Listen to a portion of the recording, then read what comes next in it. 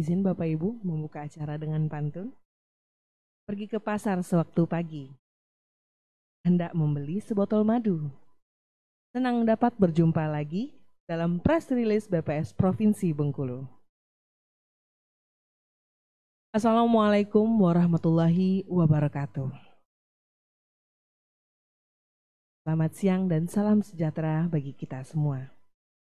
Yang terhormat, Asisten 2 Bidang Perekonomian dan Pembangunan Setda Provinsi Bengkulu yang dalam hal ini mewakili Sekretaris Daerah Provinsi Bengkulu. Yang kami hormati, Kepala BPS Provinsi Bengkulu, Kepala Instansi Vertikal di Provinsi Bengkulu atau yang mewakili, Kepala Dinas Pemerintah Provinsi Bengkulu atau yang mewakili, serta para tamu undangan dan hadirin yang berbahagia. Pertama-tama marilah kita panjatkan puji dan syukur kehadirat Allah Subhanahu wa taala, Tuhan yang Maha Kuasa, karena dengan izinnya kita dapat berkumpul hari ini dalam keadaan sehat walafiat di ruang Aula Rafflesia BPS Provinsi Bengkulu dalam acara press release berita resmi statistik tanggal 5 November 2024. Salawat berserta salam kita sampaikan kepada junjungan kita Nabi Muhammad SAW, keluarga, sahabat, dan seluruh umatnya hingga akhir zaman. Sebelum memulai acara ini, marilah kita melafazkan Bismillahirrahmanirrahim. Bapak Ibu sekalian, senang sekali rasanya pada agenda rilis kali ini kita dihadiri Asisten 2 Bidang Perekonomian dan Pembangunan Setda Provinsi Bengkulu, para tamu undangan dari lembaga dinas instansi, serta rekan-rekan media massa untuk menyaksikan rilis angka yang dihasilkan oleh Badan Pusat Statistik. Dan sekali lagi kami ucapkan terima kasih kepada para tamu undangan yang telah hadir memenuhi undangan hari ini. Perlu kami informasikan bahwa ada 2 materi yang akan disampaikan pada hari ini, yaitu yang pertama, pertumbuhan ekonomi produk domestik regional bruto, dan yang kedua, keadaan ketenaga kerjaan. Bapak Ibu yang berbahagia, sebelum memulai kegiatan rilis, marilah kita dengarkan terlebih dahulu arahan dari Sekretaris Daerah Provinsi Bengkulu yang dalam hal ini akan disampaikan oleh Asisten 2 Setda Provinsi Bengkulu. Terus membuka acara rilis pada hari ini secara resmi. Pada yang terhormat Bapak Haji Raden Ahmad Deni SHMM dipersilakan.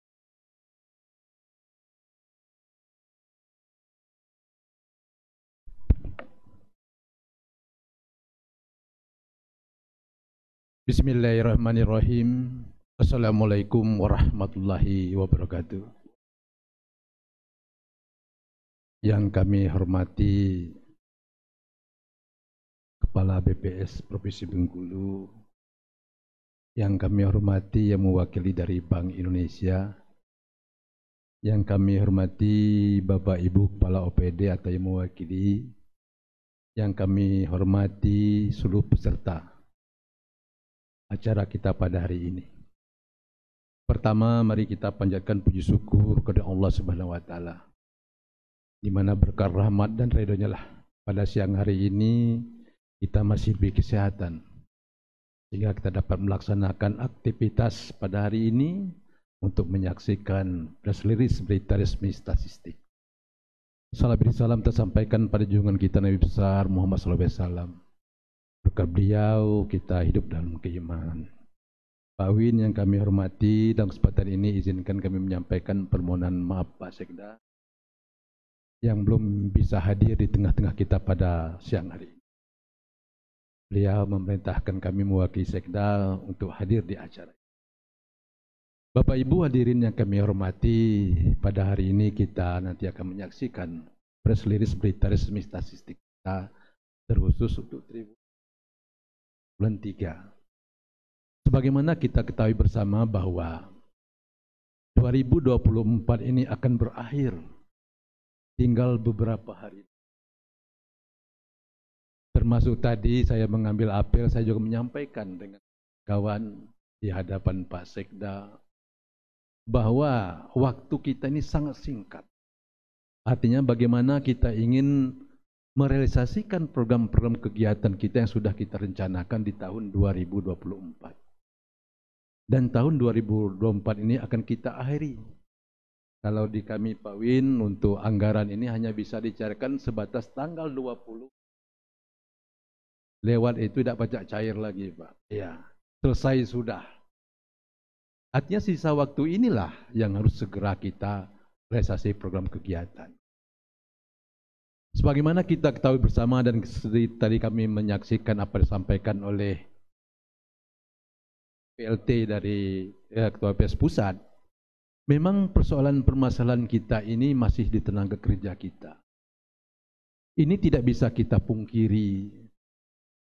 Di Provinsi Bengkulu dengan jumlah penduduk kita 2.156 jiwa lebih kurang.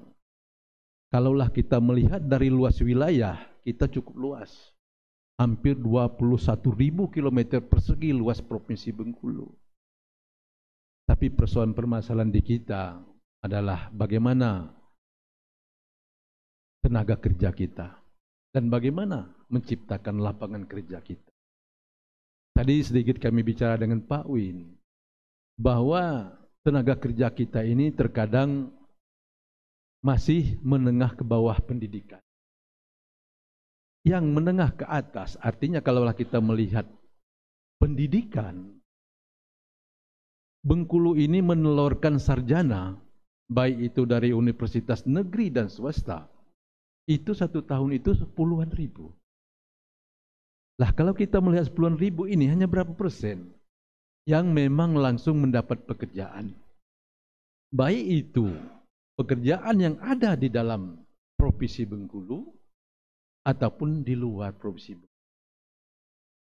Kita melihat bahwa peluang pekerjaan kita di Bengkulu ini memang situasinya, kondisi kita sedikit.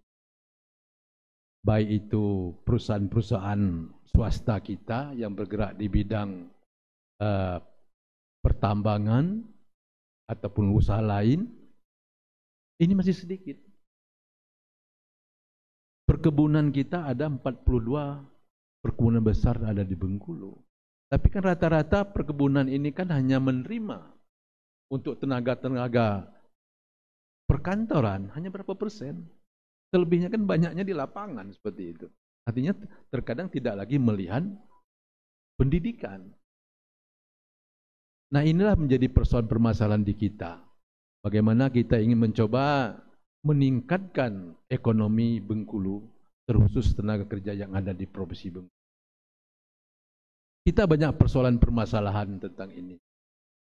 Di mana satu-satunya jalan keluar untuk produksi kita ini adalah Pulau Bayi. Pulau Bayi kita ini dengan alur saja kita bermasalah. Sudah berapa tahun ini kita mencoba bagaimana alur Pulau Bayi itu bisa dikeruk supaya kapal-kapal besar itu bisa masuk. Tapi terkendala. Sesuai dengan aturan ketentuan bahwa itu kewajiban adalah pemerintah pusat. Dalam hal ini Menteri Perhubungan. Tapi nyatanya kementerian juga terhambat karena finansial, karena anggaran. Sehingga alur kita Pulau Bayi itu hanya tinggal 18 meter dari 45 meter. Dari kedalaman 9 meter sekarang segini di bawah 3 meter. Kerebatan kita. Padahal di situ kita akan membuat zona ekonomi kita. Bagaimana kita akan membawa sumber-sumber alam yang ada di kita melalui Pulau Bayi. Situasi Pulau Bayi kita sedemikian. Nah ini pasti kan mempengaruhi dari tenaga kerja kita juga seperti itu. Nah inilah yang kita cari solusi sekarang, bagaimana bisa membuka. Kapal-kapal besar ini bisa masuk ke Bengkulu melalui Pulau Bayi.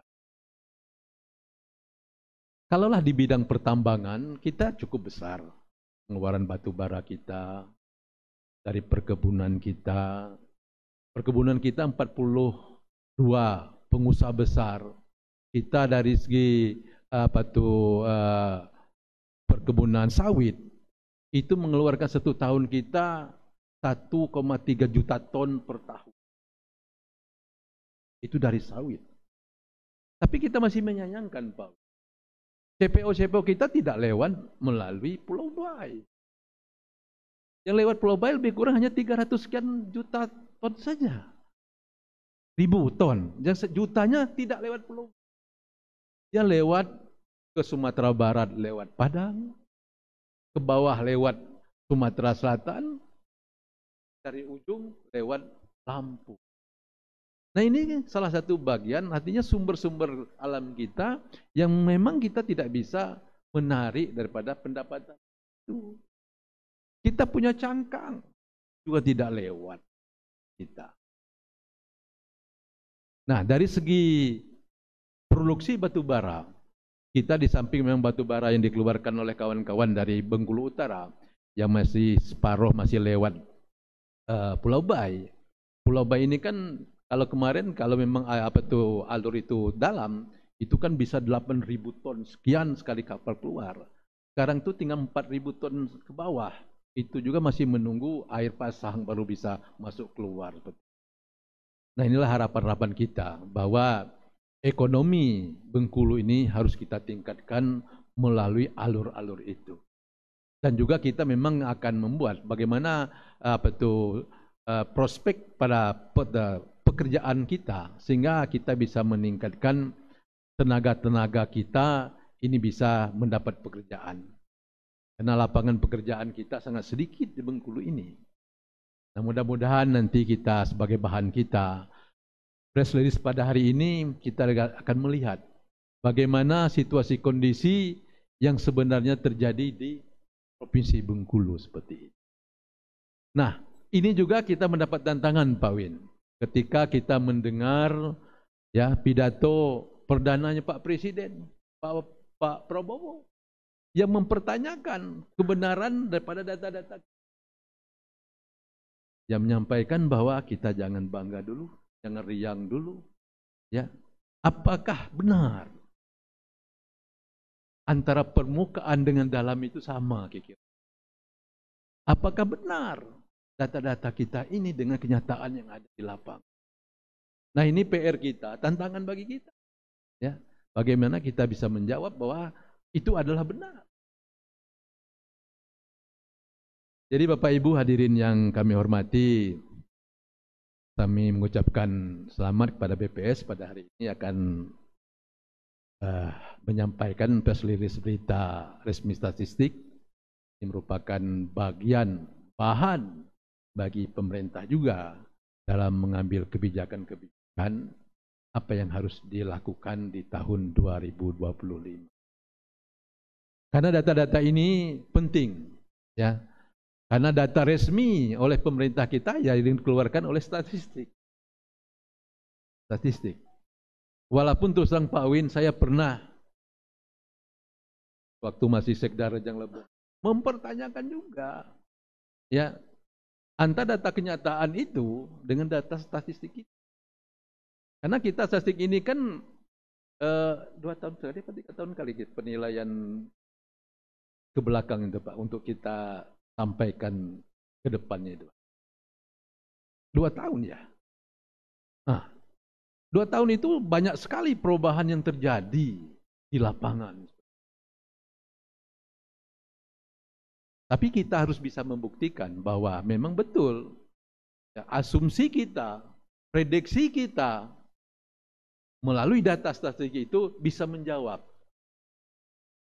hal-hal 2 tahun di belakang yang menjadi bahan kita mengambil kebijakan untuk kedepannya.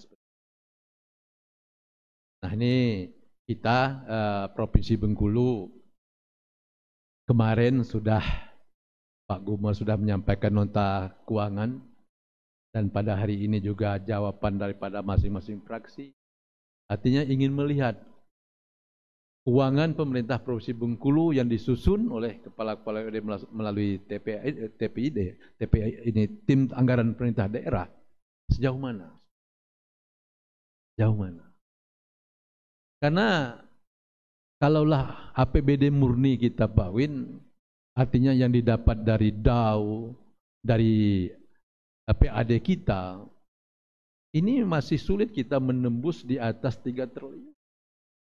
Masih di bawah 3 triliun. Masih di bawah itu. Sedangkan setengahnya ini sudah habis dengan pegawai. Yang setengahnya lagi di situ ada juga untuk pegawai dan lain-lainnya.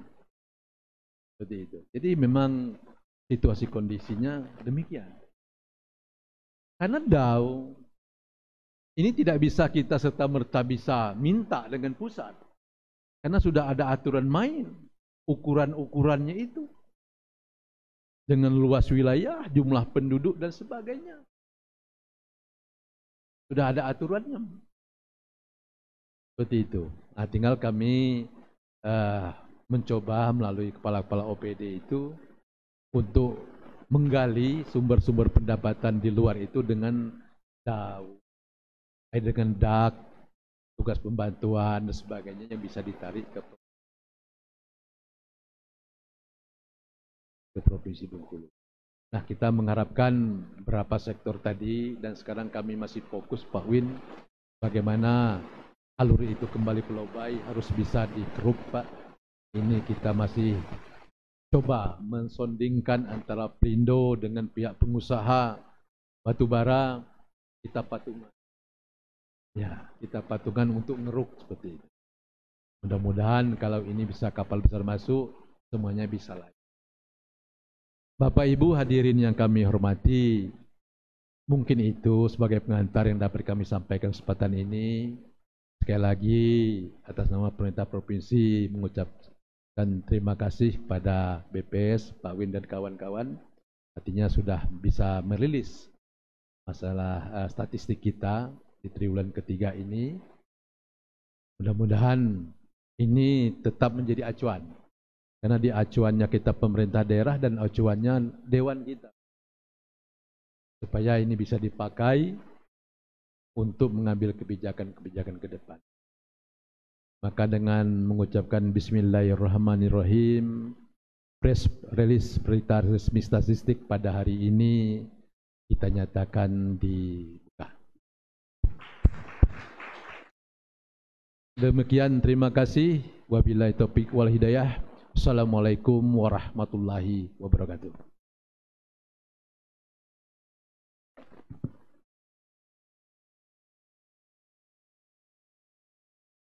Baik, kami ucapkan terima kasih. Bapak Ibu sekalian, arahan tadi mengakhiri pembukaan pada press release BPS Provinsi Bengkulu kali ini. Marilah kita tutup acara pembukaan ini dengan melafazkan Alhamdulillah. Baik Bapak Ibu sekalian, acara selanjutnya yaitu foto bersama. Kami mohon kesediaannya kepada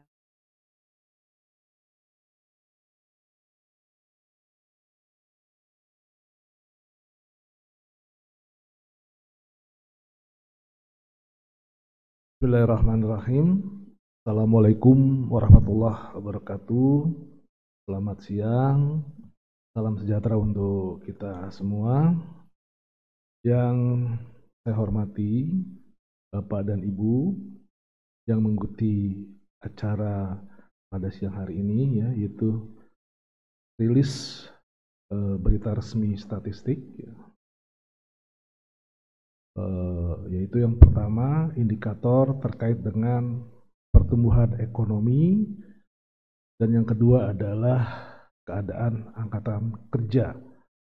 Untuk pertumbuhan ekonomi kita akan rilis untuk kondisi triwulan 3 2024, sementara untuk keadaan angkatan kerja yang kita rilis adalah hasil pelaksanaan Sakernas Agustus 2024. Baik, kita melangkah ke indikator pertama yaitu pertumbuhan ekonomi. Sebelum kita sampai kepada nilai-nilai yang terbentuk dari hasil penghitungan PDRB triwulan 3 2024, kita ingin melihat bagaimana situasi global perekonomian global pada triwulan 3 2024 Hal ini ditandai dengan hal-hal sebagai berikut ya. Yang pertama adalah melonjaknya volatilitas pasar keuangan yang memperketat kondisi keuangan dan juga membebani investasi serta pertumbuhan. Indeks PMI Manufaktur Global triwulan 3 2024 juga mengalami tren penurunan pada periode Juli-September 2024. Kondisi ini mengindikasikan potensi ketidakpastian ekonomi atau kondisi global yang melemah. Di samping itu juga rata-rata harga minyak mentah dunia pada Juli hingga September 2024 turun 6,37% dibanding periode April-Juni 2024. Harga minyak mentah juga turun menjadi 72,42 US dollar per barrel pada September 2024. Hal ini disebabkan atau diakibatkan oleh kekhawatiran atas pertumbuhan permintaan minyak global yang lebih besar daripada penurunan persediaan minyak. Terjadinya kontraksi yang lebih dalam atau lebih lama di sektor properti di Tiongkok juga dapat melemahkan sentimen konsumen dan juga berdampak negatif terhadap perekonomian global. Kemudian untuk situasi nasional, inflasi nasional rata-rata triwulan 3 2024 besar minus 0,30% secara Kituki dan September 2024 sebesar 1,84% secara year on year. Indeks harga saham gabungan pada triwulan 3 2024 menguat dibanding akhir periode triwulan 2 2024 ya, maupun periode triwulan 3 2023. Secara Kituki sebesar 6,71%, secara year on year 8,81%. Penjualan real triwulan 3 2024 informasi yang diperoleh dari Bank Indonesia secara year on year sebesar 5,0%. Situasi lokal ya, Bengkulu dalam hal ini inflasi rata-rata triwulan 3 2024 secara Kituki minus 0,84%, inflasi September 2024 secara year on year 1,48%. Beberapa catatan peristiwa yang melatar belakangi terjadinya pertumbuhan ekonomi di triwulan 3 ini ya. Yang pertama adalah harga komoditas sayuran ya seperti kol, tomat, bawang merah, cabai menurun, sedangkan harga komoditas perkebunan seperti kopi, karet dan juga kelapa sawit meningkat. Jumlah penumpang pesawat yang diberangkatkan juga meningkat secara year on year. Tingkat penghunian kamar hotel berbintang mengalami peningkatan baik secara Kituki maupun secara year on year. Volume ekspor batubara ke luar negeri juga mengalami peningkatan baik secara Kituki maupun secara year on year. Diikuti oleh harga acuan batubara yang juga meningkat secara Kituki namun menurun secara year on year. Kemudian untuk realisasi belanja pegawai ya, menurun secara Kituki namun meningkat secara year on year. Kemudian realisasi belanja pegawai menurun secara Kituki maupun year on year. Realisasi dana desa meningkat secara Kituki maupun year on year. Kemudian peningkatan aktivitas organisasi kebudayaan selama pelaksanaan Festival Tabut juga menjadi peristiwa yang melatar belakangi terjadinya pertumbuhan ekonomi di Provinsi triwulan 3. Peningkatan aktivitas organisasi sosial seperti profesi maupun parpol melakukan kegiatan musyawarah wilayah, ya, musyawarah cabang, dan juga rapat konsolidasi. Masih terus berjalannya proyek strategis nasional atau PSN, ya, Trans Enggano, dan juga sistem penyediaan air minum atau SPAM Benteng Kobema. Realisasi pengadaan semen meningkat secara Q2Q maupun year on year. Kemudian aktivitas bongkar barang di Pelabuhan Pulau Bae mengalami peningkatan secara Q2Q, namun mengalami penurunan secara year on year. Aktivitas muat di Pulau Bae mengalami peningkatan secara Q2Q maupun year on year. Nilai ekspor barang ke luar negeri mengalami peningkatan baik secara Q2Q maupun year on year. Sementara itu, sampai dengan saat ini belum tercatat aktivitas impor barang dari luar negeri yang langsung ke Provinsi Bengkulu ya, di bea cukai ya.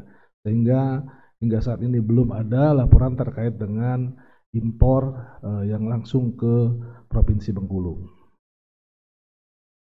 Nah, baik dari beberapa fenomena dan catatan tersebut, kita selanjutnya melihat bagaimana pertumbuhan ekonomi yang merupakan penurunan atau dari produk domestik regional bruto yang kita hitung di triwulan 3 2024. Pada triwulan 3 2024,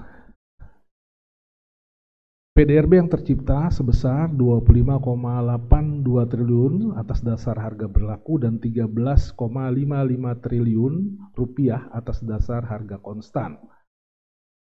Angka ini meningkat 4,57% dibandingkan triwulan 3 2023 atau secara year on year, namun menurun 2,56% atau minus 2,56% dibanding kondisi triwulan 2 pada tahun 2024. Sedangkan secara kumulatif, yang artinya penjumlahan triwulan 1 hingga triwulan 3 pada tahun 2024 dibandingkan dengan penjumlahan triwulan 1 sampai triwulan 3 2023 terjadi pertumbuhan sebesar 4,64%. Selanjutnya kita akan melihat laju pertumbuhan PDRB triwulan selama periode 2021 hingga 2024. Jadi terus tumbuh ya, artinya walaupun memang agak melambat dibanding kondisi triwulan 2 2024 ya untuk year on year, sedangkan untuk Q2Q dengan kontraksi 2,56% atau tumbuh minus 2,56%, ini merupakan pola yang terjadi selama 5 tahun terakhir ya, di mana terjadi kontraksi dari triwulan 2 ke triwulan 3. Kemudian selanjutnya kita akan melihat PDRB menurut lapangan usaha.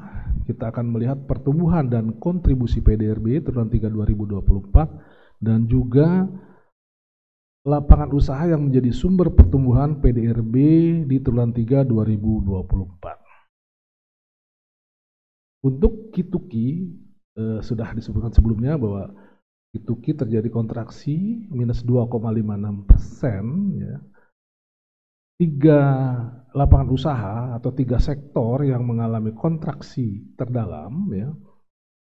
Yang terdalam adalah transportasi dan pergudangan mengalami kontraksi minus 12,45%. Kemudian administrasi pemerintahan dan jaminan pertahanan dan jaminan sosial wajib minus 11,19%. Pertanian, kehutanan dan perikanan minus 6,39% untuk Q2Q. Sedangkan untuk year on year, di mana secara agregat tumbuh 4,57% di triwulan 3 2024. Pertumbuhan tertinggi terjadi pada 3 lapangan usaha atau 3 sektor. Yang tertinggi adalah penyediaan akomodasi makanan dan minuman 9,66%, jasa lainnya 9,61%, dan jasa keuangan asuransi 9,57%. Nah, kalau kita lihat struktur PDRB dan pertumbuhan ekonomi menurut lapangan usaha, jadi sektor pertanian atau lapangan usaha pertanian masih menempati atau pemberi share terbesar ya sebesar 29,91%, diikuti oleh perdagangan 13,86%, transportasi 8,69%. Untuk pertanian dengan share 29,91%, tumbuh 1,64%, perdagangan tumbuh 3,09%, transportasi dan penggunaan tumbuh 7,52%. Untuk share terkecil adalah untuk lapangan usaha pengadaan listrik dan gas. Sedangkan dari pertumbuhan ekonomi, semua sektor mengalami pertumbuhan positif secara year on year, kecuali industri pengolahan di mana terjadi kontraksi 2,38% atau minus 2,38%. Nah, selanjutnya kita ingin melihat PDRB lapangan usaha dilihat dari laju pertumbuhan beberapa sektor dan juga fenomena yang melatar belakangi terjadinya pertumbuhan tersebut. Kita awali dari laju pertumbuhan lapangan usaha pertanian, walaupun bukan yang tertinggi, namun Provinsi Bengkulu ya, masih mengandalkan sektor pertanian ya, karena share-nya yang hampir 30% tadi ya. Di triwulan 3 2024 secara year on year tumbuh sebesar 1,64%. Hal ini dilatar belakangi oleh meningkatnya produksi jagung dan ubi kayu, meningkatnya produksi beberapa komoditas hortikultura seperti cabai dan tomat karena akan terjadi panen raya didukung oleh cuaca yang baik dan juga minimnya hama. Masuknya musim panen kopi juga mendukung terjadinya pertumbuhan di subsektor perkebunan, peningkatan produksi telur dan daging ayam, panen raya ikan air tawar seperti lele, nila, dan emas, serta ikan laut seperti tamban, ya, sejenis ikan sarden. Kemudian juga pertumbuhan lapangan usaha pertanian agak tertahan di sini karena menurunnya produksi padi akibat terkendala serangan hama dan juga terbatasnya produksi tandan buah segar sawit akibat musim kemarau yang cukup panjang. Selanjutnya untuk sektor penyediaan akomodasi makan dan minum. Untuk triwulan 3 2024, sektor ini tumbuh secara year on year 9,66%. Hal ini dilatar belakangi oleh meningkatnya tingkat penghunian kamar hotel berbintang, adanya penyelenggaraan berbagai event seperti Festival Tabut, Festival Budaya Ahiyak Mana, serta berbagai kegiatan musyawarah wilayah, musyawarah cabang, rapat konsolidasi. Ya. Ini mendorong peningkatan aktivitas penyediaan akomodasi dan makan minum. Setelah dibukanya beberapa gerai franchise besar ya, juga turut mendorong pertumbuhan untuk lapangan usaha penyediaan akomodasi makanan minum seperti Starbucks, Ford, Marugame, dan juga Yoshinoya dan lain-lain. Kemudian selanjutnya kita lihat untuk jasa lainnya juga tumbuh positif 9,61% ya. Pada triwulan 3 2024 secara year on year. Hal ini disebabkan oleh adanya event ya tadi Tabut ya dan juga event lainnya ya yang cukup berdampak terhadap beberapa sektor ya ekonomi di Bengkulu, pelaksanaan kegiatan musyawarah wilayah ya dan juga musyawarah cabang, rapat konsolidasi, ini juga mendorong terhadap tumbuhnya ya sektor jasa lainnya. Kemudian juga untuk jasa keuangan dan asuransi ya tumbuh 9,57% ya secara year on year di triwulan 3 Ini akibat meningkatnya output perbankan yang meliputi pendapatan utama, pendapatan sekunder, dan juga provisi komisi, meningkatnya pembiayaan dari bank maupun non-bank, dan meningkatnya jumlah investor pada perusahaan efek dan nilai transaksi saham. Itu beberapa sektor yang mengalami pertumbuhan positif. Nah, selanjutnya kita akan lihat untuk lapangan usaha yang mengalami kontraksi.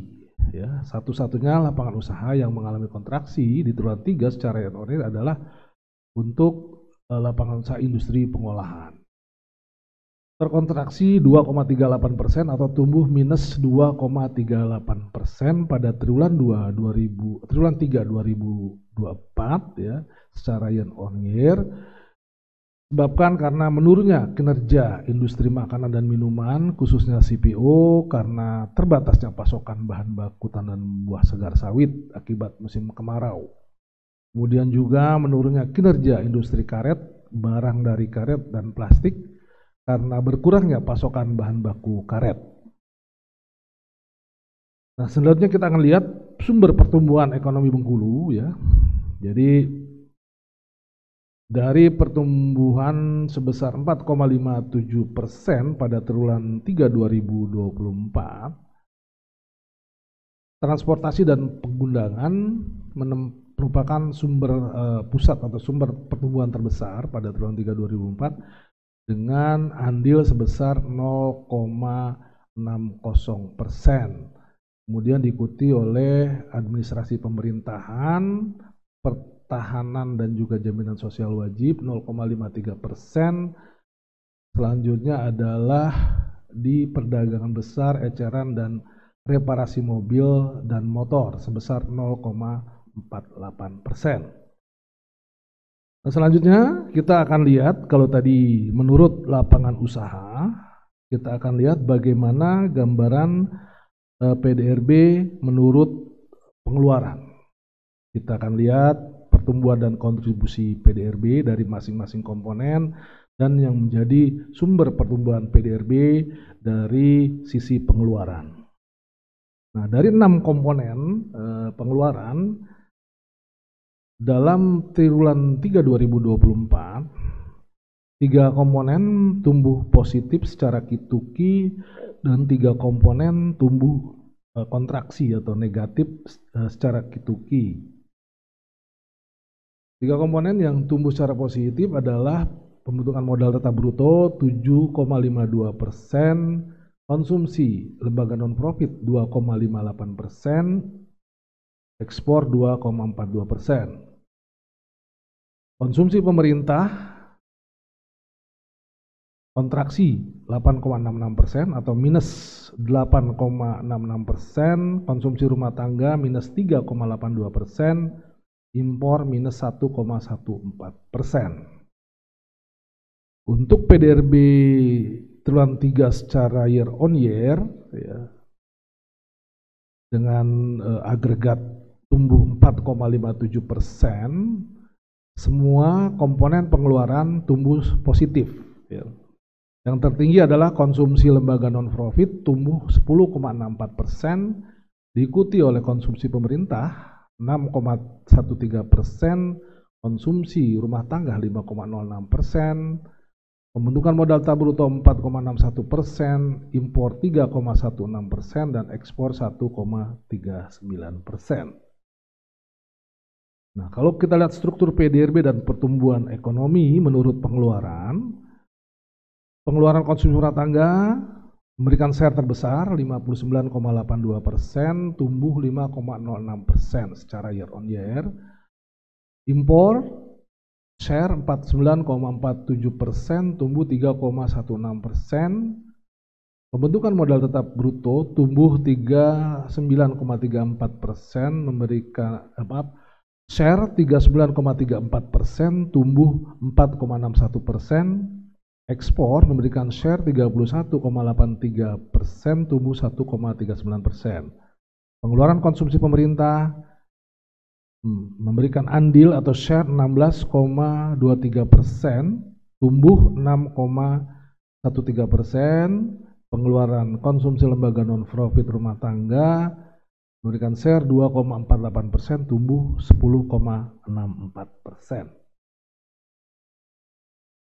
Untuk masing-masing komponen bisa kita lihat di sini ya, dan bagaimana laju pertumbuhan komponen PDRB pengeluaran dan fenomena yang melatar belakangi. Untuk konsumsi rumah tangga tumbuh positif 5,06% secara year on year di triwulan 3 akibat tumbuhnya konsumsi makanan minuman, perumahan dan perlengkapan rumah tangga, kesehatan dan pendidikan, transportasi dan komunikasi, serta restoran dan hotel. Untuk konsumsi lembaga non-profit tumbuh 10,64% pada triwulan 3 2024 akibat tumbuhnya konsumsi makanan dan minuman, perumahan, perlengkapan rumah tangga, akibat tumbuhnya meningkatnya volume dan nilai listrik yang disalurkan pada kategori pelanggan sosial, pelaksanaan berbagai event seperti Festival Tabut, kemudian kegiatan musyawarah wilayah, musyawarah cabang, dan juga rapat konsolidasi, mendorong peningkatan aktivitas organisasi, kebudayaan, organisasi sosial, organisasi profesi maupun parpol. Konsumsi pemerintah tumbuh 6,13% pada triwulan 3 secara year on year akibat meningkatnya realisasi belanja pegawai, masih tumbuhnya realisasi belanja bansos, masih tumbuhnya realisasi belanja modal, meningkatnya realisasi dana desa, menurunnya realisasi belanja pegawai, realisasi belanja barang jasa, dan realisasi belanja modal agak menahan laju pertumbuhan komponen pengeluaran konsumsi pemerintah. Selanjutnya untuk komponen pembentukan modal tetap bruto tumbuh 4,61% pada triwulan 3 dilatar belakangi oleh terus berjalannya proyek strategis nasional Trans Enggano dan juga sistem penyediaan air minum Benteng Kobema, proyek pembangunan rumah sakit, pelabuhan perikanan, dan jalan, jembatan, irigasi di kabupaten kota, meningkatnya realisasi pengadaan semen, meningkatnya realisasi belanja modal untuk jalan, jaringan, dan irigasi, peralatan dan mesin, serta aset tetap lainnya, meningkatnya pembelian baru beberapa jenis kendaraan usaha seperti mikrobus, pick up, dan juga blind van. Selanjutnya untuk ekspor barang dan jasa tumbuh 1,39% di triwulan 3 secara year on year akibat meningkatnya volume ekspor bahan bakar mineral ke luar negeri, masih tumbuhnya sektor pertanian ya, yang cukup menjadi pendorong kinerja ekspor, menurunnya kinerja sektor industri pengolahan, ini juga menjadi penahan laju pertumbuhan ekspor. Untuk impor tumbuh 3,16% di triwulan 3 2024. Meskipun tidak ada aktivitas ekspor dari luar negeri yang tercatat, namun kebutuhan konsumsi diperoleh dari aktivitas impor dari wilayah lain, seperti kebutuhan konsumsi rumah tangga, bahan-bahan konstruksi, dan juga kendaraan. Nah, kalau kita lihat sumber pertumbuhan ekonomi Bengkulu menurut pengeluaran, ya, konsumsi rumah tangga masih merupakan sumber pertumbuhan terbesar pada triwulan 3 dengan andil sebesar 3,25%, diikuti oleh PMTB 2,02%, dan konsumsi pemerintah 1,06%.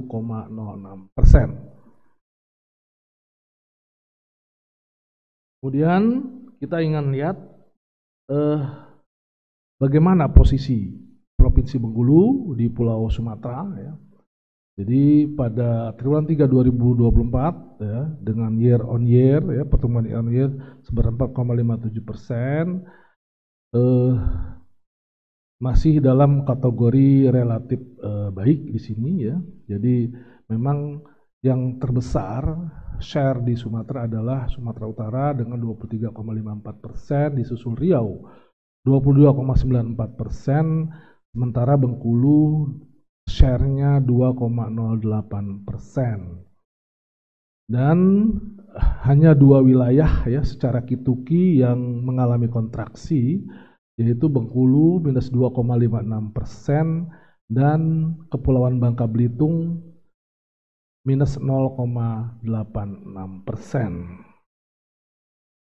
Nah, selanjutnya di bagian akhir kami sampaikan sekilas mengenai kontribusi dan pertumbuhan ekonomi kabupaten kota seprovinsi Bengkulu.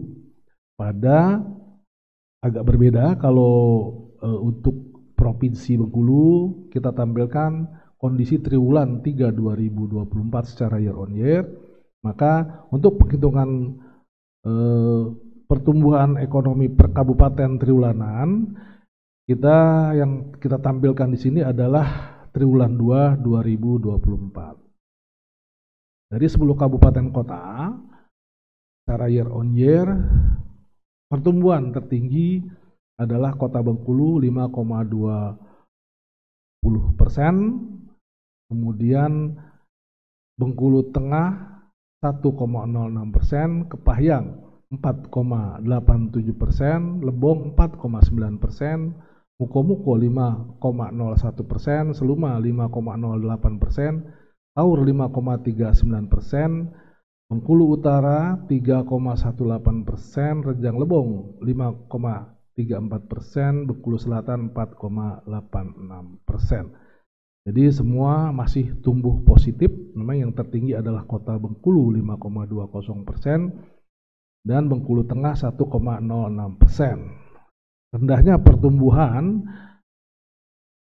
ekonomi di Bengkulu Tengah dan juga Bengkulu Utara lebih pada disebabkan kinerja ekonomi dari kegiatan pertambangan, khususnya pertambangan batu bara. Demikian untuk penyampaian terkait dengan pertumbuhan ekonomi triwulan 3 2024 Provinsi Bengkulu.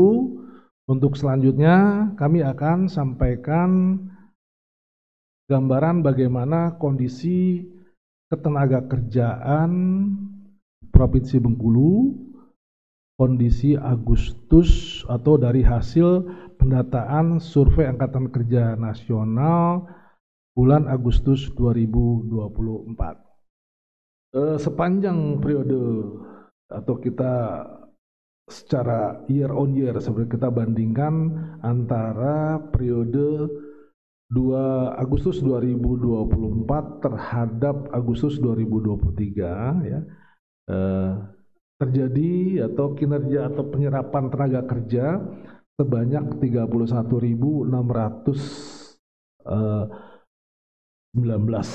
orang ya. Nah, ini kalau kita lihat dari mulai dari berapa banyak penduduk usia kerja gitu ya, ada penambahan penduduk usia kerja sebanyak 1.585.001 orang ya.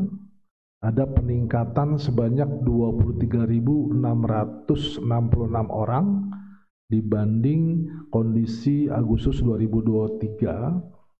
Kemudian dari penduduk usia kerja ini 1.136.573 orang adalah termasuk dalam angkatan kerja atau terjadi peningkatan 29.113 orang dibanding kondisi Agustus 2023, dan bukan angkatan kerja sebanyak 448.428 orang atau terjadi pengurangan atau penurunan 5.847 orang dibanding kondisi Agustus 2023. Nah, dari angkatan kerja ini bisa kita pilah lagi ya. Sebanyak 1.101.234 orang ya itu bekerja ya, atau terjadi peningkatan sebesar 31.619 orang dibanding kondisi Agustus 2023. Adapun pengangguran sebanyak 35.339 orang, menurun sebanyak 2.506 orang.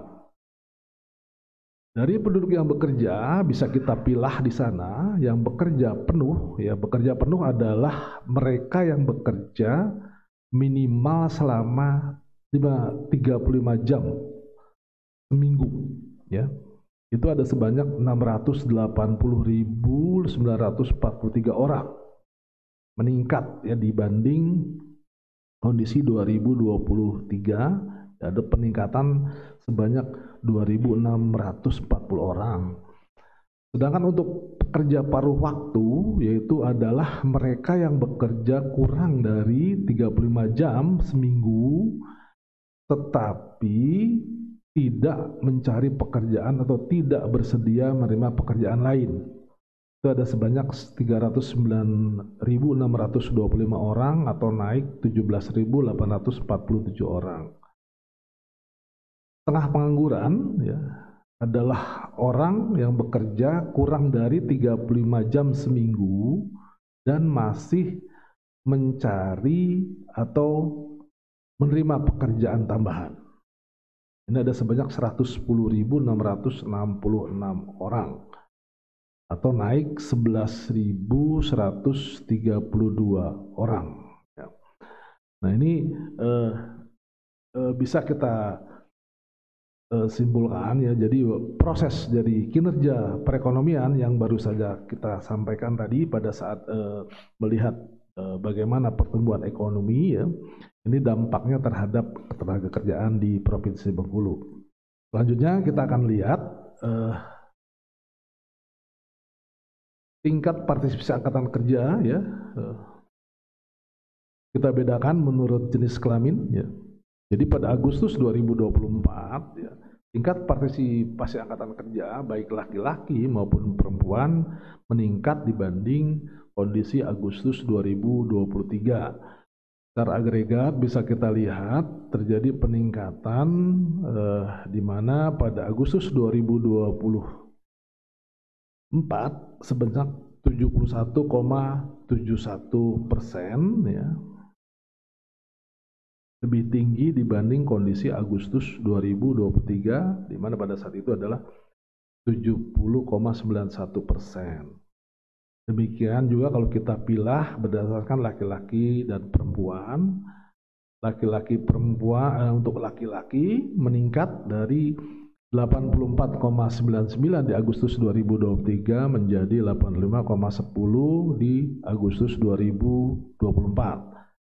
Perempuan juga demikian, dari 56,22 di Agustus 2023 menjadi 57,74 di Agustus 2024. Kemudian kita akan lihat juga bagaimana dengan tingkat pengangguran terbuka ya dalam periode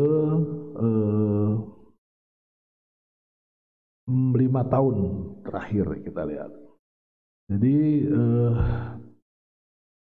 kondisi yang ada saat ini adalah 3,11% atau 3,11% ya di Agustus 2024. Ini merupakan terendah selama 5 tahun terakhir ya. Menurut jenis kelamin kalau kita lihat ya di sana kondisi Agustus 2024 ya, untuk laki-laki 2,93%, perempuan 3,38% ya. Nah, untuk wilayah ya, kota desa, dilihat juga bahwa untuk perkotaan sebanyak 4,17%, untuk wilayah pedesaan 2,52%. Ya. Jadi memang kalau kita bandingkan dengan kondisi Agustus 2023, baik perkotaan maupun pedesaan terjadi penurunan ya jumlah pengangguran. Itu yang menurut gambaran baik jenis kelamin maupun perkotaan. Selanjutnya kita akan lihat ya dari sisi penyerapan tenaga kerja ya menurut lapangan pekerjaan. Pertanian masih menjadi lapangan usaha ya yang menyerap terbesar sebanyak 44,43%, disusul perdagangan 15,67%, administrasi pemerintahan 6,45% ya. Nah, kalau kita lihat di pertanian meningkat ya, tumbuh, terjadi penyerapan sebanyak 5.290 orang, perdagangan terjadi pengurangan ya sebanyak 87.000 orang, di administrasi pemerintahan terjadi peningkatan 3.110 orang, dan peningkatan terbesar adalah di sektor pendidikan ya sebanyak 10.660 orang ya. Jadi itu ya di Agustus 2024 ya. Kalau kita bandingkan dengan 2023, sektor pendidikan tadi sudah saya sampaikan, jasa lainnya dan pertanian. Khusus untuk pertanian ini terutama dari perkebunan kopi dan juga kelapa sawit yang menjadi subsektor penyerap tenaga kerja terbesar. Selanjutnya kita akan melihat status pekerjaan utama. Ya. Jadi dari jumlah penduduk yang bekerja sebanyak 1.101.234 orang, ya, 30,4% bekerja sebagai buruh atau karyawan atau pegawai. Ya. Kemudian kalau kita lihat perubahannya ya dalam angka absolut ya terjadi peningkatan sebanyak 20.710 orang ya. Kemudian 20,73% berusaha sendiri ya atau terjadi penurunan 4.290 orang. 18,26% berusaha dibantu buruh tidak tetap ya atau buruh tidak dibayar. Dibandingkan Agustus 2023 terjadi peningkatan sebanyak 1.860 orang. Untuk pekerja keluarga ini memiliki atau share ya sebesar 17,33% ya atau meningkat 11.800 orang dibanding Agustus 2023. 5,73% adalah pekerja bebas pertanian, penurunan 1.540 orang. 3,86% pekerja bebas non pertanian, turun 5.750 orang, dan 3,95% berusaha dibantu buruh tetap atau meningkat 8.830 orang.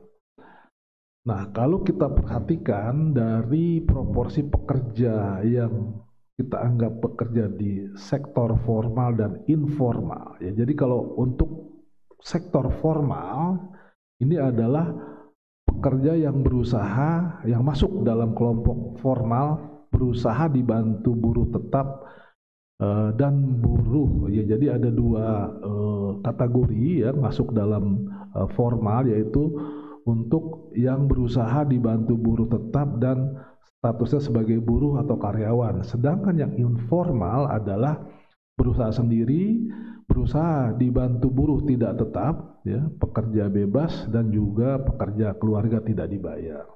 Nah, kalau kita lihat progres perkembangannya ya, selama 5 tahun terakhir terjadi penurunan yang cukup signifikan ya. Kalau sebelumnya ya kita masih di atas 70% ya untuk pekerja informal. Di Agustus 2024 ini sebanyak 66,01% ya. Nah, kita bandingkan dengan Agustus 2023 memang turun ya. Nah, jadi pada Agustus 2024 porsi penduduk yang bekerja pada kegiatan formal meningkat ya dibanding kondisi Agustus 2023. Hal ini utamanya didorong oleh meningkatnya pekerja dengan status buruh, karyawan atau pegawai. Nah, ini jadi ada pergeseran di sektor formal dan informal. Kemudian kalau kita lihat jam kerja ya, kita lihat ya, untuk proporsi atau proporsi pekerja penuh ya, mengalami penurunan ya selama periode Agustus 2023 Agustus 2004 ya. Jadi kalau kita lihat pekerja penuh ya mengalami penurunan dari 63,42% di 2023 menjadi 61,83% di 2024. Nah, kalau lihat setengah pengangguran ya, ini memang fluktuatif, sempat turun di Agustus 2022, namun meningkat lagi di Agustus 2024 menjadi 10,05. Kemudian ada pekerja paruh waktu, ya. Ini juga meningkat ya dari 27,28% di Agustus 2023 menjadi 28,12% di Agustus 2024. Selanjutnya kita akan melihat berdasarkan tingkat pendidikan. Ya, kalau kita lihat di sini, jadi penduduk yang bekerja didominasi ya, oleh penduduk yang berpendidikan SD ke bawah ya, atau sebanyak 33,11%, kemudian SMP 17,22% ya. Nah, jadi kalau kita totalkan lebih dari separuh penduduk yang bekerja ya, 50,33% itu adalah berpendidikan SMP dan SD ya. Nah, kita lihat untuk SMA ada sebanyak 23,08%, SMK 9,37%, diploma 2,39%, diploma 1, 2, 3 ya. Kemudian diploma 4, S1, S2 dan S3 ada sebanyak 14,83%. Ini gambaran dari penduduk yang bekerja berdasarkan pendidikan. Nah, selanjutnya di bagian akhir kita akan melihat ya, belum bagian akhir ya, kita akan melihat dulu sebelum ke bagian akhir tingkat pengangguran. Kalau tadi penduduk yang bekerja, kini kita akan lihat ya gambaran dari tingkat pengangguran berdasarkan pendidikan ya. Nah, memang kalau TPT kalau tadi ya penduduk yang bekerja didominasi oleh yang berpendidikan SMP ke bawah ya, lebih 50,33%. Jadi kalau TPT terendah ya, atau istilahnya pengangguran yang paling kecil, artinya 1,39% ini adalah penduduk yang berpendidikan SD ke bawah. Jadi artinya memang penduduk SD ke bawah ini ya tidak memiliki daya tawar gitu ya, artinya pokoknya bekerja ya, sehingga memang sangat kecil ya yang berpendidikan SD itu menjadi penganggur ya.